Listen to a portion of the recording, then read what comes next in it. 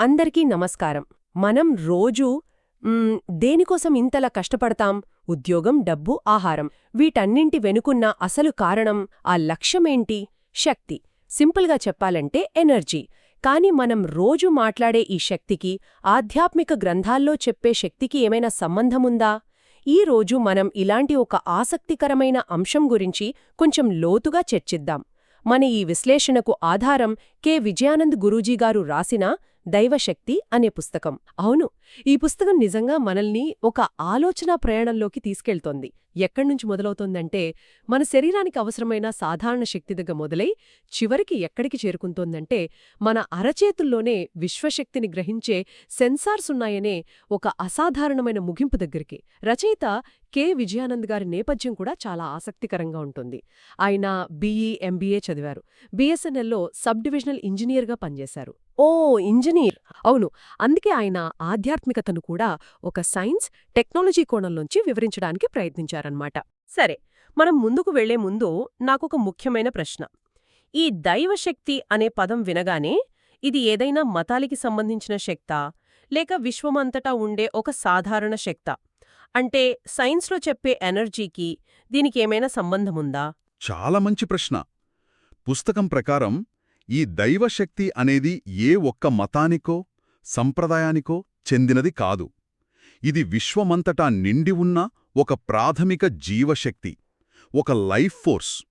రచయిత ఇంజనీర్ కదా, ఆయన మన శరీరాన్ని ఒక కాంప్లెక్స్ సిస్టంలా చూస్తారన్నమాట. మనలో ఎలక్ట్రికల్ సిగ్నల్స్ ఉంటాయి, కెమికల్ రియాక్షన్స్ జరుగుతాయి, మెకానికల్ పనులు చేస్తాం.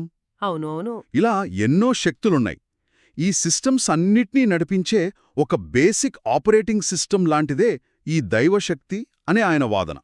అంటే సైన్స్లో చెప్పే ఎనర్జీకి ఒక ఎక్స్టెన్షన్ లాగా అనుకోవచ్చా? ఖచ్చితంగా అలా అనుకోవచ్చు. అర్థమైంది. అంటే ఇది ఒక యూనివర్సల్ లైఫ్ ఫోర్స్ అన్నమాట. సరే, పుస్తకం ప్రకారం మన శరీరం సరిగ్గా పనిచేయాలంటే కాంతి, శబ్దం, రసాయన శక్తి, ఇలా చాలా రకాల శక్తులు ఒకేసారి అవసరం. కాని అసలు ఆసక్తికరమైన విషయం ఏంటంటే, వీటన్నింటి సమతుల్యత, ఆ బ్యాలెన్స్ దెబ్బతిన్నప్పుడే అనారోగ్యం వస్తుందని రచయిత చెప్పడం. ఖచ్చితంగా రచయిత ఇక్కడ ఒక కొత్త కోణాన్ని పరిచయం చేస్తున్నారు. ఆయన దృష్టిలో అనారోగ్యమంటే బయటినుంచి వచ్చే ఏదో ఒక క్రిమి కాదు, వైరస్ లాంటిది కాదంటారు. కాదు. అది మన లోపల, మన అంతర్గత శక్తి వ్యవస్థలో వచ్చే ఒక అసమతుల్యత, ఒక ఇంబ్యాలెన్స్. అంటే ఏదైనా ఒక శక్తి అవసరమైన దానికంటే ఎక్కువైనా లేదా తక్కువైనా శరీరం దాని సమతుల్యతను కోల్పోతుండరు. దాని ఫలితమే మనం చూసే తరుణ అంటే అక్యూట్ లేదా దీర్ఘకాలిక అంటే క్రానిక్ వ్యాధులు. ఒక్క నిమిషం, ఈ ఆలోచన మన ఆరోగ్యాన్ని చూసే పద్ధతినే మార్చేలా ఉంది. అంటే ఇప్పుడు మనం జబ్బు వస్తే దాని లక్షణాలతో పోరాడతాం, కాని అలా కాకుండా మన అంతర్గత శక్తి వ్యవస్థను సరిచేసుకోవడంపై దృష్టి పెట్టాలని ఆయన సూచిస్తున్నారా? అవును, అదే ఈ పుస్తకంలోనే ముఖ్య వాదన. ఆధునిక వైద్యం లక్షణాలను అణిచివేయడం మీద దృష్టి పెడుతోంది కదా. అవును. కాని ఈ విధానం అసలు మూలకారణం, ఆ శక్తి అసమతుల్యతను సరిచేయాలని చెబుతోంది.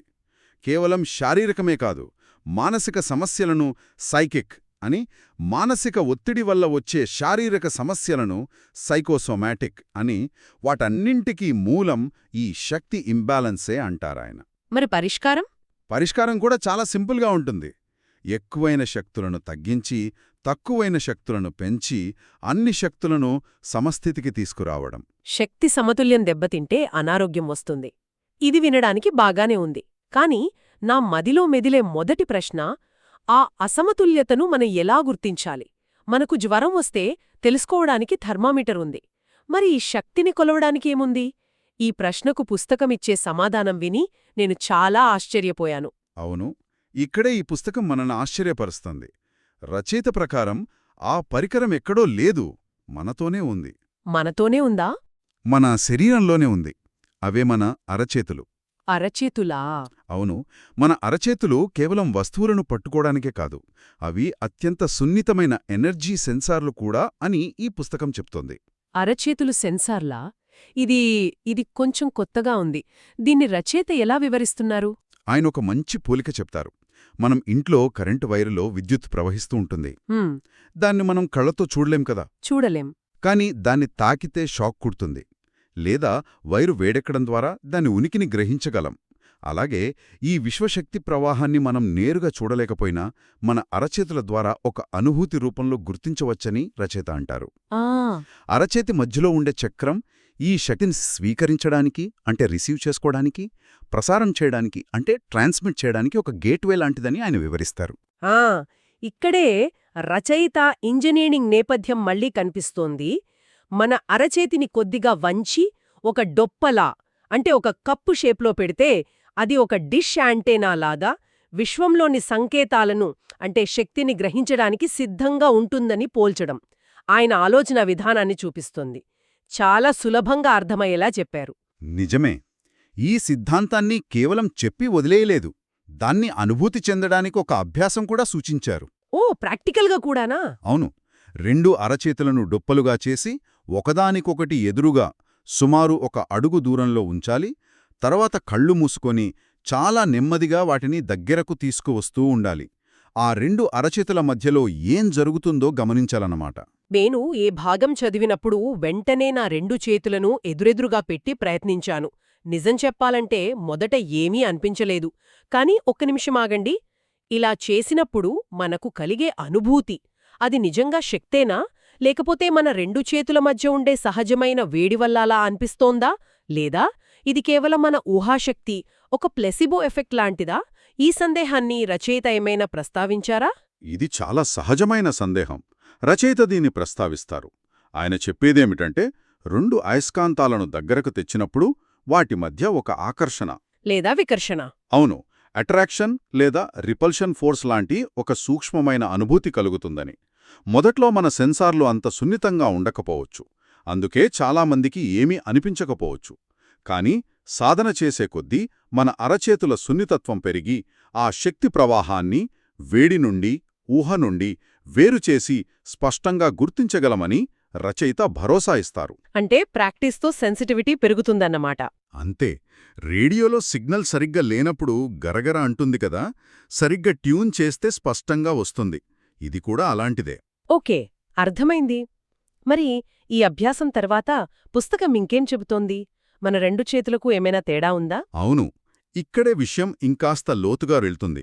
ఈ అభ్యాసంలో నైపుణ్యం సాధించాక మన ఎడమ చేయి ప్రధానంగా శక్తిని స్వీకరించడానికి అంటే ఒక రిసీవర్లాగా, కుడి చేయి శక్తిని ప్రసారం చేయడానికి అంటే ఒక ట్రాన్స్మిటర్లాగా ఉపయోగపడతాయని రచయిత వివరిస్తారు. ఓ, రిసీవర్ మరియు ట్రాన్స్మిటర్. అవును. మన చేతులను 2 డిష్ యాంటెనాలలా వాడుకోవచ్చన్నమాట. ఒకటి ఇన్కమింగ్ కోసం, ఇంకొకటి అవుట్గోయింగ్ కోసం. ఎడమ చేయి రిసీవర్, కుడి చేయి ట్రాన్స్మిటర్. ఇది వింటుంటే నాకు యోగా, ముద్రల శాస్త్రంలో చెప్పే ఇడ, పింగళ నాడుల భావన గుర్తుకొస్తోంది. అలాంటి పోలికలేమైనా ఉన్నాయా పుస్తకంలో? మీరు సరిగ్గా పట్టుకుంటారు. రచయిత నేరుగా ఆ పేర్లను వాడకపోయినా అదే భావనను ఇక్కడ ప్రతిబింబిస్తారు. ఇక్కడే ఆయన ఈ శాస్త్రీయంగా అనిపించే భావనను మన సంస్కృతితో, మన ఆధ్యాత్మికతతో అద్భుతంగా ముడిపెట్టారు. మన దేవతల చిత్రాలను, విగ్రహాలను గమనించమని ఆయన సూచిస్తారు. అవును. వారు తమ చేతుల నుంచే భంగిమన వెనుక చాలా లోతైన అర్థముందని వివరిస్తారు.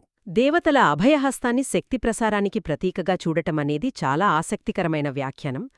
మనం రోజూ గుడిలో చూసే విషయాల వెనుక ఇంత అర్థముంటుందని ఆలోచించలేదు. అవును. వారి ఎడమచేయి గమనిస్తే సాధారణంగా కిందికి లేదా లోపలికి తిరిగి ఉంటుంది. ఇది విశ్వం నుండి దైవశక్తిని స్వీకరించడాన్ని సూచిస్తుందట. సరే. ఇక వారి కుడిచేయి పైకి లేచి అరచేయి మనవైపు తిరిగి ఉంటుంది. అదే అభయహస్తం. అవును.